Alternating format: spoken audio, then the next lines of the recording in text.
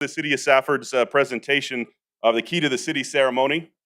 As we've got a little program for you today, we'll have some speakers and a presentation of the Key to the City later on today. As the city was going back to get this approval to have this ceremony today, they could not find in their modern record any other record of a Key to the City ceremony. So for all intents and purposes, this is the first Key to the City that the City of Safford has ever given out. So that is an exciting day for all involved as well. First, we're going to start off with the national anthem. So if Lacey Bryce would come up here, and we'll be followed by an invocation by Councilmember Michael Andazola. So if you all rise for the national anthem, sung by Lacey Bryce.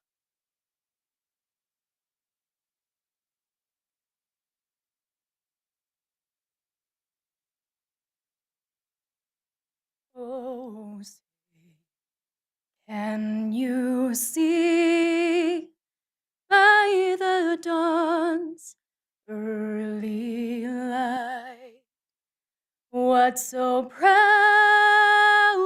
we hailed at the twilight's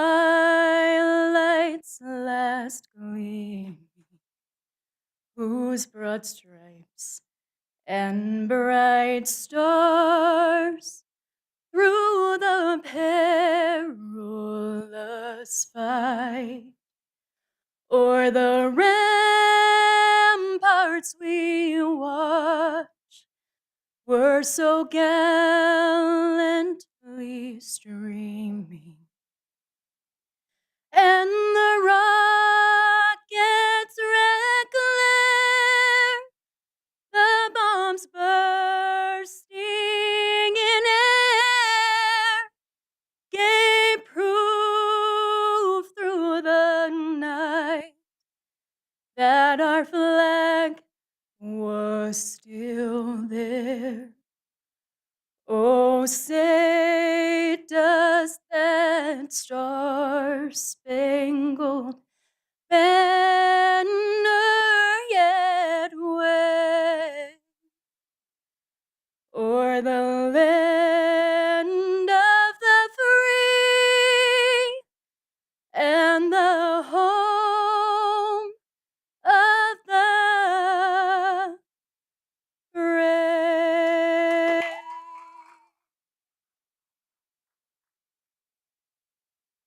Great job, Lacey. Now, if you'll remain standing for the invocation from Councilmember Michael Andazola. Good afternoon. Let us pray. Heavenly Creator, we thank you for bringing us together as a family as we come here to honor a fine gentleman, the highlight, Justin Gaethje, and we pray for his beautiful family that have really done a lot for him. I've seen Justin really grow throughout the years, and I'm really honored to have this pleasure to give the invocation tonight. And I am asking that you please be with our community, be with our citizens. God bless all of us here tonight, and bless the individuals who are not able to make it tonight. And we ask you to just be with us and make this ceremony great in your name, in the Almighty Creator. Amen.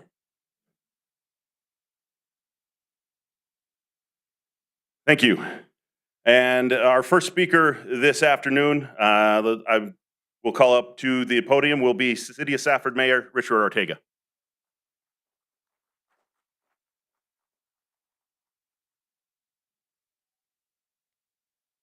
Good evening. I'd like to thank everybody who's made this effort to be here in this special occasion. It's there's a distinguished guest, the family of Justin. I'm particularly proud. And tonight we have the privilege of honoring Justin with the Key to the City. Just like it was mentioned earlier, I guess that's the first key. And then I must say too, we'll leave the lights on for you. But Justin, thank you. You've proven yourself as an ambassador to your sport. And also, you exemplify the best of our citizens when you're away on your own and out there. We appreciate everything that you have done for us. We really Think the world of your family. We're behind you all the way, and all I can say is God bless you. Best of luck in all of your endeavors, wherever you choose to go, whatever you want to do. We're with you all the way. Thank you very much. Thank you for being a friend.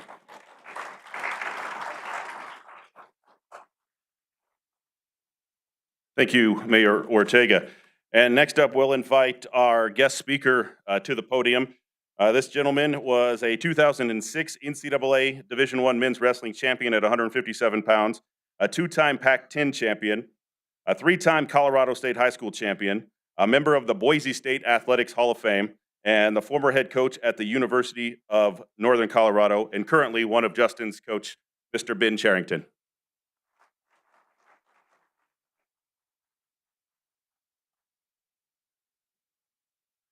All right, well, hey, welcome everybody, and I just want to take a minute and thank the city of Safford and everybody that had us out. We've had an awesome, I guess, been 3 days here.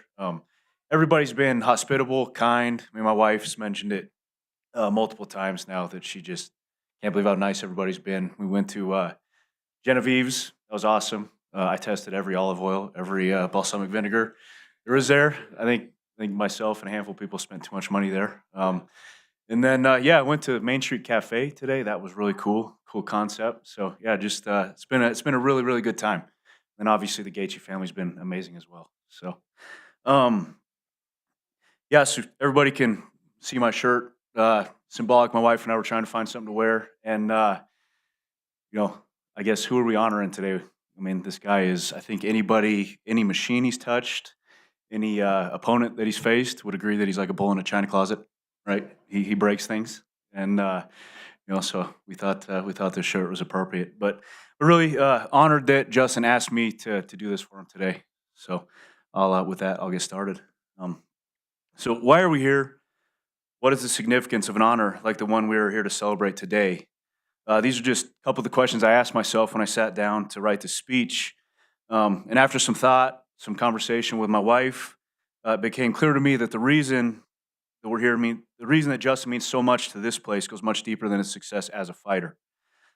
When Justin and I crossed paths for the first time, I was a young 26-year-old, fresh off my college wrestling career and dipping my toes into the world of college wrestling coaching. Justin was a goofy, gangly freshman with enough energy for the entire team.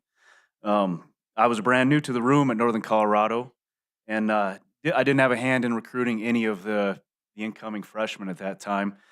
So I didn't know Justin, and he had no idea who I was up until that very first day.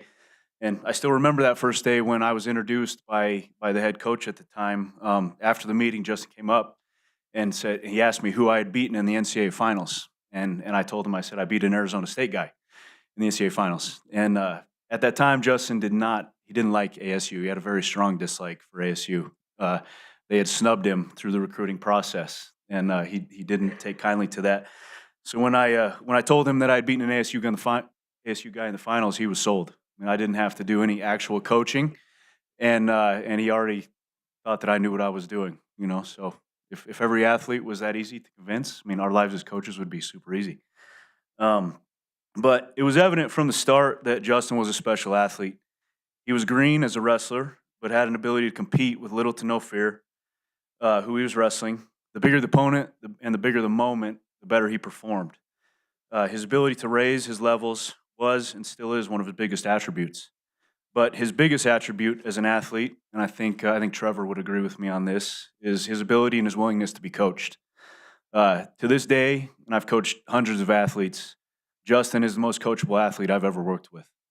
You combine being tremendously coachable with his physical attributes, his willingness to trust a process, willingness to put it on the line and compete, and you have a dangerous athlete with a very high ceiling. Justin was a pleasure to coach in the room at Northern Colorado, and oftentimes one of the few guys that really made me want to get in the room every day. He was never in a bad mood, would do whatever he asked, whenever you asked him to, and he has continued that trait through today. He may give you a little leg kick now before he does it, just to let you know that he's not happy about it, but he'll still do it. He also has a goofy side, oftentimes unintentional, that makes coaching him great as well. And just want to tell a couple stories just to kind of highlight that. I'm gonna start out with one because he's in the room, and these two incidences happened within 10 minutes of each other. Got the Rock Dog back here. Justin's a longtime roommate, best friend. We're at the Cliff Keen Invitational in Las Vegas. Huge tournament, biggest tournament of the year besides the NCAA tournament. And Rocco walks up to me for the first round of the tournament. He says, "Coach," and if you hear Rocco talk, that's how he talks. He's like, "So my nickname is the Boss, and I'd like you to address me as the boss out on the mat. And since you're going to be addressing me as the boss, you can make suggestions, and I'll make the final decision." Right? And then he goes out and wrestles. And it wasn't 10 minutes later. I think Rocco was 49-pounder. Justin was 157s. Me and my assistant coach at the time were talking to Justin, and he's got a top 10 guy in the country from Purdue. He's wrestling, and the guy's kind of goofy. And we told Justin, we're like, "Hey, you can't step across the guy with your whizzer." Wrestling people know what I'm talking about, and throw him. And he's like, "No man can hip thrust me that hard." It was his response. Well, we get into the match, and sure as heck, he gets in the position. Justin steps across like we told him not to, and he gets launched. And in midair, as his feet are in the air, he yells, "Oh, God," and scrambles and somehow didn't get taken down and got the takedown. And I could not coach the rest of the match because I was laughing so hard. And those were just the unintentional goofy things that he did all the time. But during Justin's time at UNC, we had the privilege of hosting some of the best fighters in the world during that era. Names like Rashad Evans, George St. Pierre, Shane Carwin, and Nate Marquardt would occasionally stop in for wrestling practice. As Justin has said in many interviews, it was these workouts that opened his eyes to the world of MMA and triggered a willingness to give it a try. And if anybody, I guess one of the other things I also say about Justin a lot of times is that he was the easiest guy I've ever coached on the wrestling mat, and maybe the hardest one academically, because he wanted to wrestle, he wanted to compete, but he did not want to go to class. And so when the MMA thing came to light, we made a deal with him. It's like, okay, if you stay eligible, if you go to class, and keep your grades up, we'll let you fight in the summer. And that was all that he needed. That was the beginning of his MMA career, and also what kept him eligible and helped me out on the wrestling mat. So, but Justin had a great career at UNC. Really the highlight season, 2009, 2010. He would take fourth place at the prestigious Cliff Keen Invitational in Vegas, even despite getting thrown in that match. And knocked off multiple top 10 opponents and put the nation on notice at that tournament.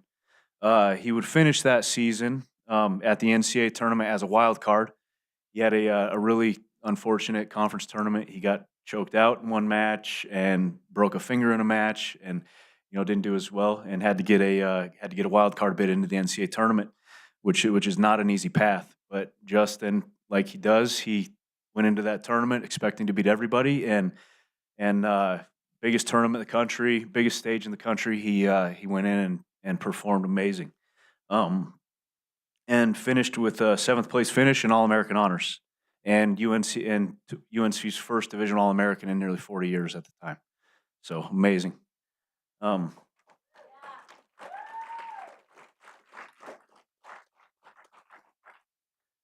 So fast forward to Justin the fighter.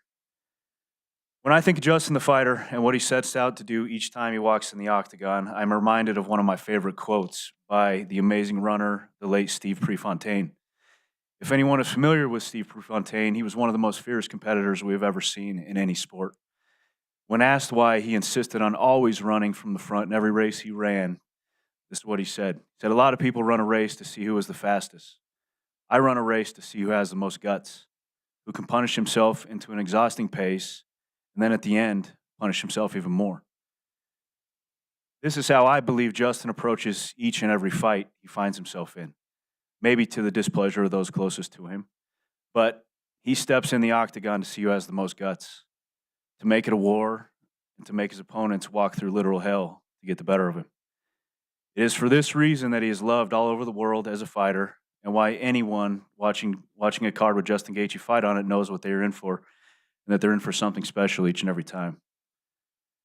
Now, I want to circle back to my initial questions. We know why Justin is loved as a fighter and why he's a fan favorite. But why are we here today, and what makes him so special to this community and the people closest to him? When I think about that question, a list of words comes to mind: inspirational, humble, loyal, kind, generous, stubborn, and loving. I think anyone who knows Justin past seeing him on the big screen would agree that these are words that best describe him and are characteristics that make him beloved by this community, his family, his friends, and his coaches. I have the unique opportunity to be around Justin frequently, to travel to his fights, to see him around his fans, to see him interact with his family. Seeing him as a young 17-year-old college freshman and seeing him now, he truly is the same person now that he was then. The success, the money, the fame, none of it's changed him. He values his family, his coaches, his friends, those closest to him, and he has tremendous pride in where he came from, this great little town of Safford, Arizona. You see, when you embrace where you came from, surround yourself with the right people, set big goals, and relentlessly chase these goals, you can accomplish anything. Justin, like so many successful people, lives his life without fear. He isn't afraid to fail. He isn't afraid of success.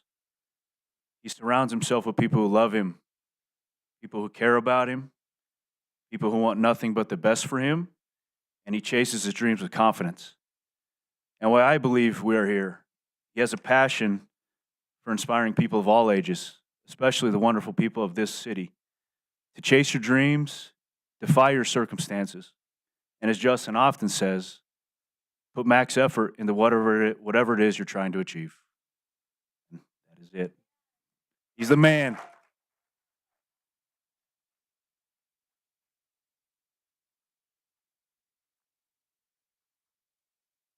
All right, at this time, I would like to invite Mayor Richard Ortega and Justin Gaethje both to this side of the podium, as Mick Reese will bring out the key to the city for the official presentation of that. As he does that, I will read the key to the city history and the historical purpose. The historical purpose of Keys to the City was a rather practical one. It has a lot to do with how cities were constructed in the past.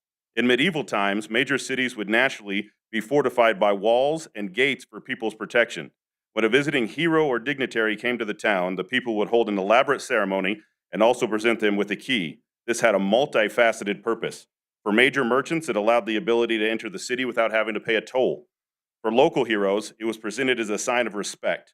Today, the key to the city formally recognizes esteemed residents or distinguished visitors for outstanding civic contributions to the history, economic, social, and/or cultural fabric of the community, and its presentation remains the city's highest honor.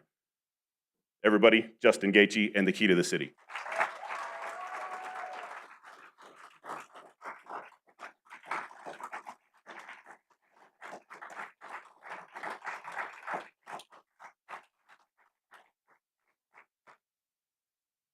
I'm going to read a little bit of bio. You can stand up here, and then if you want to go roll right into your speech. All right. Justin was born in Tucson, Arizona. He was raised in Morenci for the first 3 years of his life before his family moved to here in Safford. Justin graduated from Safford High School in 2007, and he began wrestling when he was 4 years old. Two-time Arizona State champion as a wrestler at Safford and an NCAA Division I All-American during his time at UNC.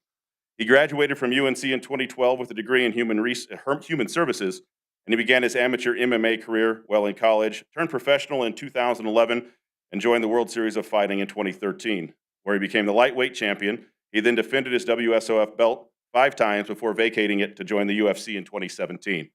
While in the UFC, he defeated multiple top lightweights en route to becoming the interim lightweight champion of the world in 2020, and is still a top-ranked lightweight division contender. Justin Gaethje.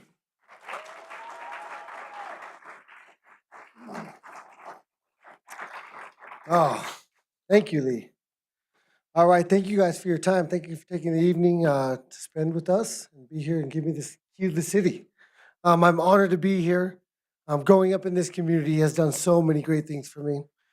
It prepared me for the journey I went on when I left in 2007 to go to Colorado. I've always wanted to make this community proud And I am so thankful to all the coaches, teachers, and administrators that always supported me and helped me along the way. Your belief in me is something that I have always used as an inspiration to keep working hard and fighting. When my dad dropped me off in Colorado, I took the work ethic I learned from the men and women in this hardworking community and was determined to get to work. Determination has been the driving force behind every step I've taken. It's the fire that burns within us, pushing us to overcome obstacles and to rise after every fall, to strive relentlessly towards our dreams. It is this determination that has allowed me to persevere even when the road was rough and the journey seemed impossible. Determination alone is not enough. It is the pride in my roots, in my heritage, and in my community that fuels my determination. I am proud to be a part of this community, which has always been a beacon of strength, resilience, and unity. The values and lessons I have learned here are the foundation upon which I have built my life. It is this pride, and it is the pride in our collective achievements, in our shared struggles, and in our unwavering spirit that has given me the courage to dream big and reach for the stars.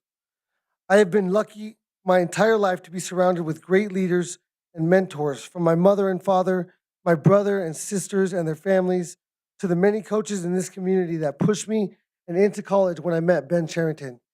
He is cut from the same cloth as myself and the people in this community. Hard work and self-accountability is where we put our time and energy.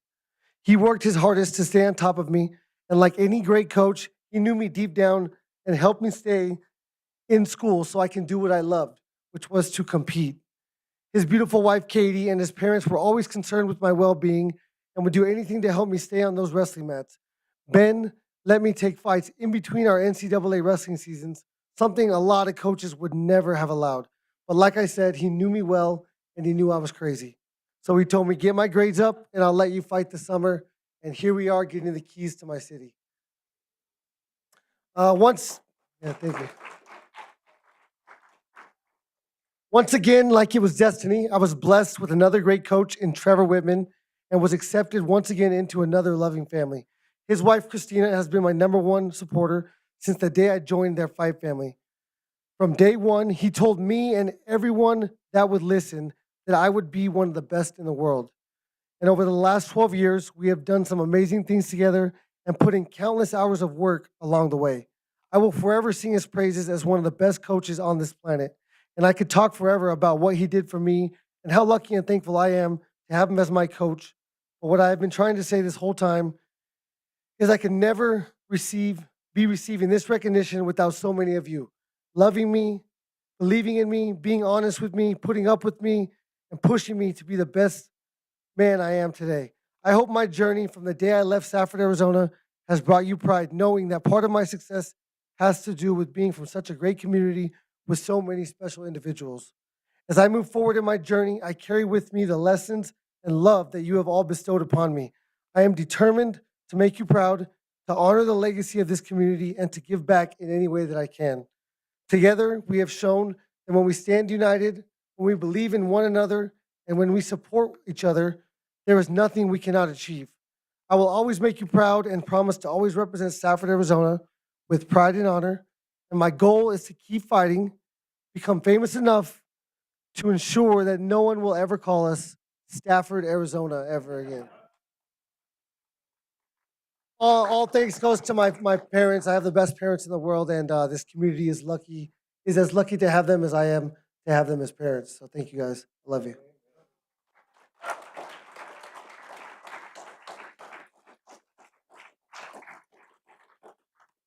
Thank you, Justin. And with that, we thank everybody for coming. Short and sweet. There is refreshments and cookies in the back.